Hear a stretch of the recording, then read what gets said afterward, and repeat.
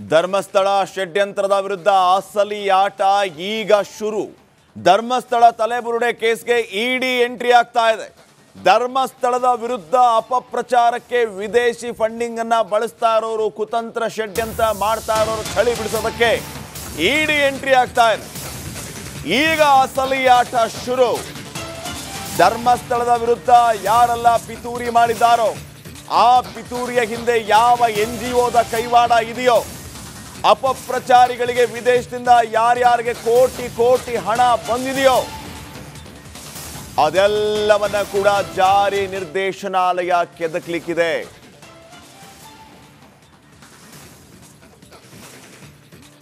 ಇನ್ನ ಬಹಳ ಮುಖ್ಯವಾಗಿ ಬುರುಡೆ ಗ್ಯಾಂಗ್ ವಿದೇಶಿ ಫಂಡ್ ಮೇಲೆ ಇಡಿಯ ಕಣ್ಣು.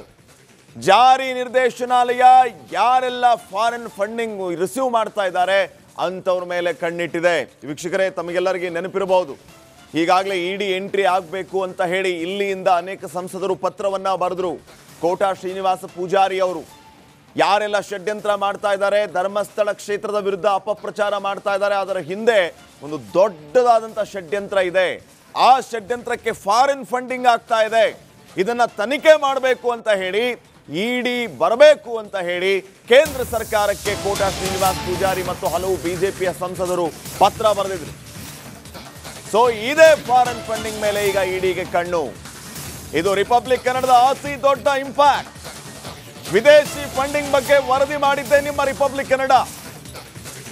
ಯಾರ್ಯಾರಿಗೆ ವಿದೇಶಿ ಹಣ ಬರ್ತಾ ಇದೆ, ಯಾವ NGOಗೆ ಫಾರಿನ್ ಫಂಡ್ ಬರ್ತಾ ಇದೆ, ಅದನ್ನ ಇವರು ಇಂಥದಕ್ಕೆ ಯೂಸ್ ಮಾಡ್ಕೊಳ್ತಾ ಇದ್ದಾರೆ. ಇದ್ರ ಬಗ್ಗೆ ವರದಿ ಮಾಡಿದ್ದು ನಿಮ್ಮ ರಿಪಬ್ಲಿಕ್ ಕನ್ನಡ. ರಿಪಬ್ಲಿಕ್ ಕನ್ನಡದ ವರದಿಯ ಬಿಗ್ ಇಂಪ್ಯಾಕ್ಟ್. ರಿಪಬ್ಲಿಕ್ ವರದಿಯ ಬೆನ್ನಲ್ಲೇ ಇಡಿ ಈಗ ತನಿಖೆಗೆ ಇಳಿದಿದೆ. ಬುರುಡೆ ಗ್ಯಾಂಗ್ ಹಣಕಾಸು ಮೂಲ ಕೆದಕೋದಕ್ಕೆ ಇಡಿ ಎಂಟ್ರಿ ಆಗ್ತಾ ಇದೆ. ಅಲ್ಲಿಗೆ ಯಾರೆಲ್ಲ ವಿದೇಶಿ ಹಣವನ್ನ ತೆಗೆದುಕೊಂಡಿದ್ದಾರೋ, ಯಾರೆಲ್ಲ ಕುತಂತ್ರ ಷಡ್ಯಂತ್ರ ಪಿತೂರಿಗಳನ್ನ ಮಾಡ್ತಾ ಇದ್ದಾರೋ ಅವರಿಗೆ ಈಗ ನಡುಕ ಶುರು. ಢವಢವ. ಇನ್ನಷ್ಟು ಅಪ್ಡೇಟ್ಸ್ ಕೊಡ್ತಾರೆ ನಮ್ಮ ಪ್ರತಿನಿಧಿ ಧ್ರುವ. ಈಗ ನೇರ ಸಂಪರ್ಕದಲ್ಲಿ ಧ್ರುವ, ಇಡಿ ಎಂಟ್ರಿ ಆಗ್ತಾ ಇದೆ. ಕೆಲವರಿಗೆ ನಡುಕ ಶುರುವಾಗಿದೆ. ಫಾರಿನ್ ಫಂಡಿಂಗ್ ಅನ್ನುವಂಥ ಗುಮಾನಿ ಏನಿತ್ತು, ಆ NGOಗಳು ಯಾವೆಲ್ಲ ಇದರಲ್ಲಿ ಇನ್ವಾಲ್ವ್ ಆಗಿದೆಯೋ ಈಗ ಅವರಿಗೆ ಚಳಿ ಜ್ವರ ಶುರುವಾಯಿತು. ಯಾರೆಲ್ಲ ಷಡ್ಯಂತ್ರದಲ್ಲಿ ಭಾಗಿಯಾಗಿದ್ದಾರೋ ಅವರ ಅಸಲಿ ಆಟ ಖತಮ್. ಈಗ ಇಡಿ ಅಸಲಿ ಆಟ ಶುರುವಾಗುತ್ತೆ. ನಾವು ಬರ್ತಾ ಇದ್ದೀವಿ ಅಂತ ಹೇಳ್ತಾ ಇದ್ದಾರೆ. ಮುಂದೆ ನಾವು ಏನೆಲ್ಲ ನಿರೀಕ್ಷೆ ಮಾಡ್ಬೋದು, ಇಡಿಯಿಂದ ಏನೆಲ್ಲ ನಡಿಬಹುದು? ಶ್ರೀಪಾದ್, ಈಗ ಮುಖ್ಯವಾಗಿ ಇಡಿ ಅಧಿಕಾರಿಗಳು ಸದ್ಯ ಪ್ರಕರಣವನ್ನ ದಾಖಲಿಸಿಕೊಂಡಿದ್ದಾರೆ. ಆದರೆ ಇದು ECIR ದಾಖಲಿಸಿಕೊಂಡಿಲ್ಲ. ಆದರೆ TC3 ಪ್ರಕರಣವನ್ನ ಸದ್ಯ ಈಗ ಇಡಿ ಅಧಿಕಾರಿಗಳು ದಾಖಲಿಸಿಕೊಂಡು ಕೇಸ್ನ ಒಂದು ಪ್ರಿಲಿಮಿನರಿ ಇನ್ವೆಸ್ಟಿಗೇಷನ್ ಅನ್ನ ಶುರು ಮಾಡಿದ್ದಾರೆ. ಇಡಿ ಅಧಿಕಾರಿಗಳಿಗೆ ಫಾರಿನ್ ಫಂಡ್ ಬಗ್ಗೆ ಪತ್ರವನ್ನ ಬರೆದಿದ್ರು. ಅದರ ಆಧಾರದಲ್ಲಿ ಈಗ ಇಡಿ ಅಧಿಕಾರಿಗಳು ಪತ್ರವನ್ನ ಇಡಿ ಅಧಿಕಾರಿಗಳು ಈಗ TC3 ದಾಖಲಿಸಿಕೊಂಡು ಈಗ ಬ್ಯಾಂಕ್ಗಳಿಗೆ ಒಂದು ಪತ್ರವನ್ನ ಬರೆದಿದ್ದಾರೆ. ಅದರಲ್ಲಿ 2 NGOಗಳ ಹೆಸರನ್ನ ಕೂಡ ಇಲ್ಲಿ ಮೆನ್ಷನ್ ಮಾಡಿದ್ದಾರೆ. ಒಂದು ಒಡನಾಡಿ, ಮೈಸೂರಿನಲ್ಲಿರುವಂತಹ ಒಡನಾಡಿ, ಇನ್ನೊಂದು ಬೆಂಗಳೂರಿನ ಸಂವಾದ ಎನ್ನುವಂತ 2 NGOಗಳೆಲ್ಲ ಬ್ಯಾಂಕ್ ಅಕೌಂಟ್ಗೆ ಫಾರಿನ್ ಫಂಡ್ ಬಂದಿದೆಯಾ ಅಂತ ಹೇಳಿ ನೀವು ಮಾಹಿತಿಯನ್ನ ನೀಡಿ ಕಳೆದ 5 ವರ್ಷದ ಟ್ರಾನ್ಸಾಕ್ಷನ್ ಅನ್ನ ನೀಡಿ ಅಂತ ಹೇಳಿ ಸದ್ಯ ಈಗ ಇಡಿ ಅಧಿಕಾರಿಗಳು ಬ್ಯಾಂಕ್ಗೆ ಪತ್ರವನ್ನ ಬರೆದಿದ್ದಾರೆ. ಇನ್ನು ಈ ಬ್ಯಾಂಕ್ಗೆ ಬೇರೆ ಬೇರೆ ಯಾವುದಾದ್ರೂ ಖಾತೆಗಳು ಅವರು ಪಾನನ್ನ ಕೊಟ್ಟಿರ್ತಾರೆ ನೋಡಿ, ಅದಕ್ಕೆ ಏನಾದರೂ ಬೇರೆ ಬ್ಯಾಂಕ್ ಖಾತೆಗಳು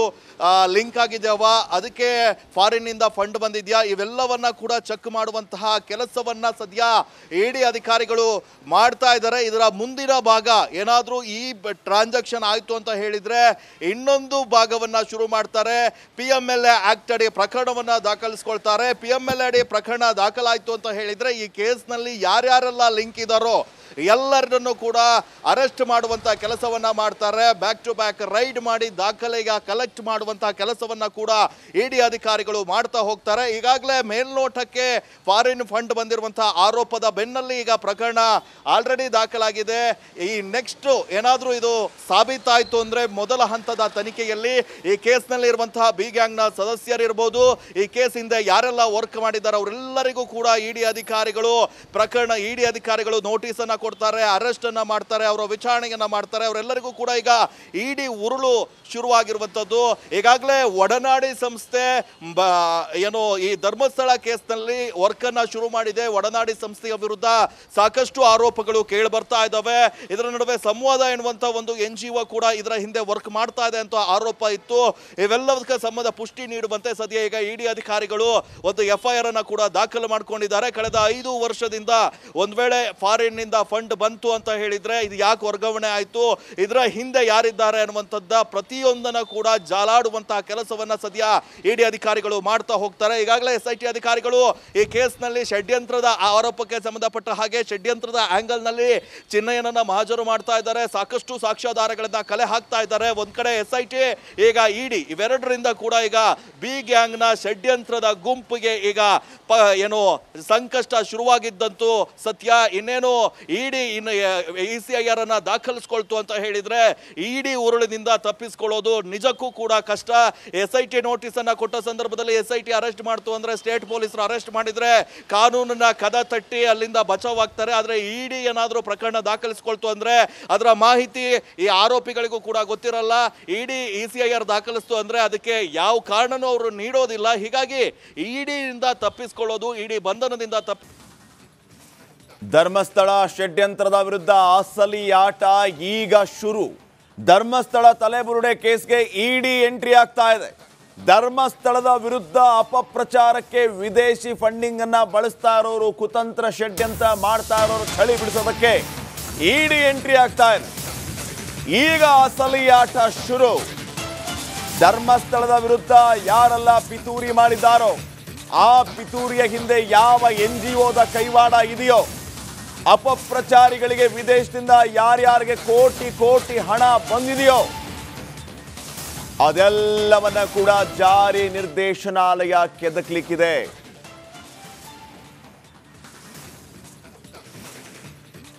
ಇನ್ನ ಬಹಳ ಮುಖ್ಯವಾಗಿ ಬುರುಡೆ ಗ್ಯಾಂಗ್ ವಿದೇಶಿ ಫಂಡ್ ಮೇಲೆ ಇಡಿಯ ಕಣ್ಣು.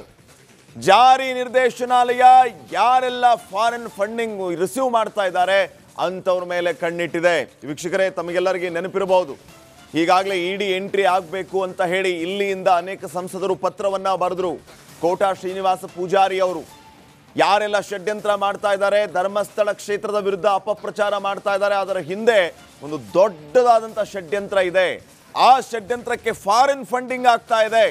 ಇದನ್ನ ತನಿಖೆ ಮಾಡಬೇಕು ಅಂತ ಹೇಳಿ ಇಡಿ ಬರಬೇಕು ಅಂತ ಹೇಳಿ ಕೇಂದ್ರ ಸರ್ಕಾರಕ್ಕೆ ಕೋಟಾ ಶ್ರೀನಿವಾಸ ಪೂಜಾರಿ ಮತ್ತು ಹಲವು ಬಿಜೆಪಿಯ ಸಂಸದರು ಪತ್ರ ಬರೆದಿದ್ರು. ಸೊ ಇದೇ ಫಾರಿನ್ ಫಂಡಿಂಗ್ ಮೇಲೆ ಈಗ ಇಡಿಗೆ ಕಣ್ಣು. ಇದು ರಿಪಬ್ಲಿಕ್ ಕನ್ನಡದ ಅತಿ ದೊಡ್ಡ ಇಂಪ್ಯಾಕ್ಟ್. ವಿದೇಶಿ ಫಂಡಿಂಗ್ ಬಗ್ಗೆ ವರದಿ ಮಾಡಿದ್ದೆ ನಿಮ್ಮ ರಿಪಬ್ಲಿಕ್ ಕನ್ನಡ. ಯಾರ್ಯಾರಿಗೆ ವಿದೇಶಿ ಹಣ ಬರ್ತಾ ಇದೆ, ಯಾವ NGOಗೆ ಫಾರಿನ್ ಫಂಡ್ ಬರ್ತಾ ಇದೆ, ಅದನ್ನ ಇವರು ಇಂಥದಕ್ಕೆ ಯೂಸ್ ಮಾಡ್ಕೊಳ್ತಾ ಇದ್ದಾರೆ. ಇದ್ರ ಬಗ್ಗೆ ವರದಿ ಮಾಡಿದ್ದು ನಿಮ್ಮ ರಿಪಬ್ಲಿಕ್ ಕನ್ನಡ. ರಿಪಬ್ಲಿಕ್ ಕನ್ನಡದ ವರದಿಯ ಬಿಗ್ ಇಂಪ್ಯಾಕ್ಟ್. ರಿಪಬ್ಲಿಕ್ ವರದಿಯ ಬೆನ್ನಲ್ಲೇ ಇಡಿ ಈಗ ತನಿಖೆಗೆ ಇಳಿದಿದೆ. ಬುರುಡೆ ಗ್ಯಾಂಗ್ ಹಣಕಾಸು ಮೂಲ ಕೆದಕೋದಕ್ಕೆ ಇಡಿ ಎಂಟ್ರಿ ಆಗ್ತಾ ಇದೆ. ಅಲ್ಲಿಗೆ ಯಾರೆಲ್ಲ ವಿದೇಶಿ ಹಣವನ್ನ ತೆಗೆದುಕೊಂಡಿದ್ದಾರೋ, ಯಾರೆಲ್ಲ ಕುತಂತ್ರ ಷಡ್ಯಂತ್ರ ಪಿತೂರಿಗಳನ್ನ ಮಾಡ್ತಾ ಇದ್ದಾರೋ ಅವರಿಗೆ ಈಗ ನಡುಕ ಶುರು. ಢವ ಢವ. ಇನ್ನಷ್ಟು ಅಪ್ಡೇಟ್ಸ್ ಕೊಡ್ತಾರೆ ನಮ್ಮ ಪ್ರತಿನಿಧಿ ಧ್ರುವ. ಈಗ ನೇರ ಸಂಪರ್ಕದಲ್ಲಿ. ಧ್ರುವ, ಇಡಿ ಎಂಟ್ರಿ ಆಗ್ತಾ ಇದೆ, ಕೆಲವರಿಗೆ ನಡುಕ ಶುರುವಾಗಿದೆ. ಫಾರಿನ್ ಫಂಡಿಂಗ್ ಅನ್ನುವಂಥ ಗುಮಾನಿ ಏನಿತ್ತು, ಆ NGOಗಳು ಯಾವೆಲ್ಲ ಇದರಲ್ಲಿ ಇನ್ವಾಲ್ವ್ ಆಗಿದೆಯೋ ಈಗ ಅವರಿಗೆ ಚಳಿ ಜ್ವರ ಶುರುವಾಯಿತು. ಯಾರೆಲ್ಲ ಷಡ್ಯಂತ್ರದಲ್ಲಿ ಭಾಗಿಯಾಗಿದ್ದಾರೋ ಅವರ ಅಸಲಿ ಆಟ ಖತಮ್. ಈಗ ಇಡಿಯ ಅಸಲಿ ಆಟ ಶುರುವಾಗುತ್ತೆ. ನಾವು ಬರ್ತಾ ಇದ್ದೀವಿ ಅಂತ ಹೇಳ್ತಾ ಇದ್ದಾರೆ. ಮುಂದೆ ನಾವು ಏನೆಲ್ಲ ನಿರೀಕ್ಷೆ ಮಾಡ್ಬೋದು, ಇಡಿಯಿಂದ ಏನೆಲ್ಲ ನಡಿಬಹುದು? ಶ್ರೀಪಾದ್, ಈಗ ಮುಖ್ಯವಾಗಿ ಇಡಿ ಅಧಿಕಾರಿಗಳು ಸದ್ಯ ಪ್ರಕರಣವನ್ನ ದಾಖಲಿಸಿಕೊಂಡಿದ್ದಾರೆ. ಆದರೆ ಇದು ECIR ದಾಖಲಿಸಿಕೊಂಡಿಲ್ಲ. ಆದರೆ TC3 ಪ್ರಕರಣವನ್ನ ಸದ್ಯ ಈಗ ಇಡಿ ಅಧಿಕಾರಿಗಳು ದಾಖಲಿಸಿಕೊಂಡು ಕೇಸ್ನ ಒಂದು ಪ್ರಿಲಿಮಿನರಿ ಇನ್ವೆಸ್ಟಿಗೇಷನ್ ಅನ್ನ ಶುರು ಮಾಡಿದ್ದಾರೆ. ಇಡಿ ಅಧಿಕಾರಿಗಳಿಗೆ ಫಾರಿನ್ ಫಂಡ್ ಬಗ್ಗೆ ಪತ್ರವನ್ನ ಬರೆದಿದ್ರು. ಅದರ ಆಧಾರದಲ್ಲಿ ಈಗ ಇಡಿ ಅಧಿಕಾರಿಗಳು ಪತ್ರವನ್ನ ಇಡಿ ಅಧಿಕಾರಿಗಳು ಈಗ TC3 ದಾಖಲಿಸಿಕೊಂಡು ಈಗ ಬ್ಯಾಂಕ್ಗಳಿಗೆ ಒಂದು ಪತ್ರವನ್ನ ಬರೆದಿದ್ದಾರೆ. ಅದರಲ್ಲಿ 2 NGOಗಳ ಹೆಸರನ್ನ ಕೂಡ ಇಲ್ಲಿ ಮೆನ್ಷನ್ ಮಾಡಿದ್ದಾರೆ. ಒಂದು ಒಡನಾಡಿ, ಮೈಸೂರಿನಲ್ಲಿರುವಂತಹ ಒಡನಾಡಿ, ಇನ್ನೊಂದು ಬೆಂಗಳೂರಿನ ಸಂವಾದ ಎನ್ನುವಂತ 2 NGOಗಳೆಲ್ಲ ಬ್ಯಾಂಕ್ ಅಕೌಂಟ್ಗೆ ಫಾರಿನ್ ಫಂಡ್ ಬಂದಿದೆಯಾ ಅಂತ ಹೇಳಿ ನೀವು ಮಾಹಿತಿಯನ್ನ ನೀಡಿ ಕಳೆದ 5 ವರ್ಷದ ಟ್ರಾನ್ಸಾಕ್ಷನ್ ಅನ್ನ ನೀಡಿ ಅಂತ ಹೇಳಿ ಸದ್ಯ ಈಗ ಇಡಿ ಅಧಿಕಾರಿಗಳು ಬ್ಯಾಂಕ್ಗೆ ಪತ್ರವನ್ನ ಬರೆದಿದ್ದಾರೆ. ಇನ್ನು ಈ ಬ್ಯಾಂಕ್ಗೆ ಬೇರೆ ಬೇರೆ ಯಾವುದಾದ್ರೂ ಖಾತೆಗಳು ಅವರು ಪಾನನ್ನ ಕೊಟ್ಟಿರ್ತಾರೆ ನೋಡಿ, ಅದಕ್ಕೆ ಏನಾದರೂ ಬೇರೆ ಬ್ಯಾಂಕ್ ಖಾತೆಗಳು ಲಿಂಕ್ ಆಗಿದೆಯವಾ, ಅದಕ್ಕೆ ಫಾರಿನ್ ಇಂದ ಫಂಡ್ ಬಂದಿದ್ಯಾ, ಇವೆಲ್ಲವನ್ನ ಕೂಡ ಚೆಕ್ ಮಾಡುವಂತಹ ಕೆಲಸವನ್ನ ಸದ್ಯ ಇಡಿ ಅಧಿಕಾರಿಗಳು ಮಾಡ್ತಾ ಇದ್ದಾರೆ. ಇದರ ಮುಂದಿನ ಭಾಗ ಏನಾದರೂ ಈ ಟ್ರಾನ್ಸಾಕ್ಷನ್ ಆಯ್ತು ಅಂತ ಹೇಳಿದ್ರೆ ಇನ್ನೊಂದು ಭಾಗವನ್ನ ಶುರು ಮಾಡ್ತಾರೆ.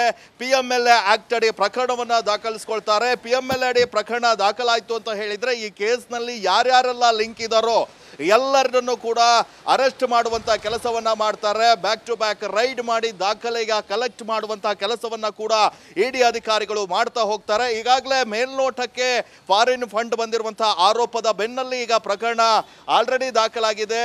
ಈ ನೆಕ್ಸ್ಟ್ ಏನಾದರೂ ಇದು ಸಾಬೀತಾಯ್ತು ಅಂದ್ರೆ ಮೊದಲ ಹಂತದ ತನಿಖೆಯಲ್ಲಿ ಈ ಕೇಸ್ನಲ್ಲಿ ಇರುವಂತಹ ಬಿ ಗ್ಯಾಂಗ್ನ ಸದಸ್ಯರಿರ್ಬೋದು, ಈ ಕೇಸ್ ಹಿಂದೆ ಯಾರೆಲ್ಲ ವರ್ಕ್ ಮಾಡಿದ್ದಾರೆ ಅವರೆಲ್ಲರಿಗೂ ಕೂಡ ಇಡಿ ಅಧಿಕಾರಿಗಳು ನೋಟಿಸ್ ಅನ್ನ ಕೊಡ್ತಾರೆ, ಅರೆಸ್ಟ್ ಅನ್ನ ಮಾಡ್ತಾರೆ, ಅವರ ವಿಚಾರಣೆಯನ್ನ ಮಾಡ್ತಾರೆ. ಅವರೆಲ್ಲರಿಗೂ ಕೂಡ ಈಗ ಇಡಿ ಉರುಳು ಶುರುವಾಗಿರುವಂತದ್ದು.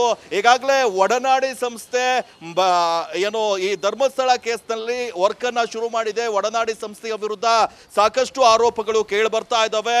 ಇದರ ನಡುವೆ ಸಂವಾದ ಎನ್ನುವಂತ ಒಂದು NGO ಕೂಡ ಇದರ ಹಿಂದೆ ವರ್ಕ್ ಮಾಡ್ತಾ ಇದೆ ಅಂತ ಆರೋಪ ಇತ್ತು.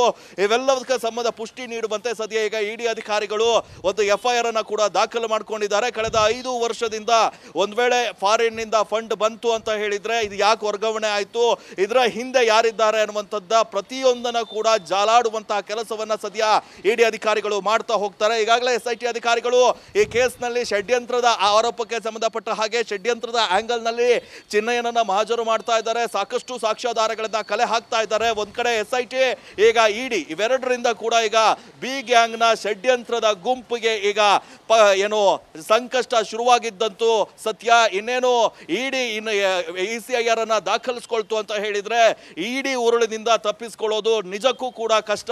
SIT ನೋಟಿಸ್ ಅನ್ನ ಕೊಟ್ಟ ಸಂದರ್ಭದಲ್ಲಿ SIT ಅರೆಸ್ಟ್ ಮಾಡ್ತು ಅಂದ್ರೆ, ಸ್ಟೇಟ್ ಪೊಲೀಸರು ಅರೆಸ್ಟ್ ಮಾಡಿದ್ರೆ ಕಾನೂನನ್ನ ಕದ ತಟ್ಟಿ ಅಲ್ಲಿಂದ ಬಚಾವ್ ಆಗ್ತಾರೆ. ಆದ್ರೆ ಇಡಿ ಏನಾದ್ರೂ ಪ್ರಕರಣ ದಾಖಲಿಸಿಕೊಳ್ತು ಅಂದ್ರೆ ಅದರ ಮಾಹಿತಿ ಈ ಆರೋಪಿಗಳಿಗೂ ಕೂಡ ಗೊತ್ತಿರಲ್ಲ. ಇಡಿ ECIR ದಾಖಲಿಸ್ತು ಅಂದ್ರೆ ಅದಕ್ಕೆ ಯಾವ ಕಾರಣನೂ ಅವರು ನೀಡೋದಿಲ್ಲ. ಹೀಗಾಗಿ ಇಡಿಯಿಂದ ತಪ್ಪಿಸಿಕೊಳ್ಳೋದು, ಇಡಿ ಬಂಧನದಿಂದ ತಪ್ಪಿಸಿಕೊಳ್ಳೋದು ಸಾಕಷ್ಟು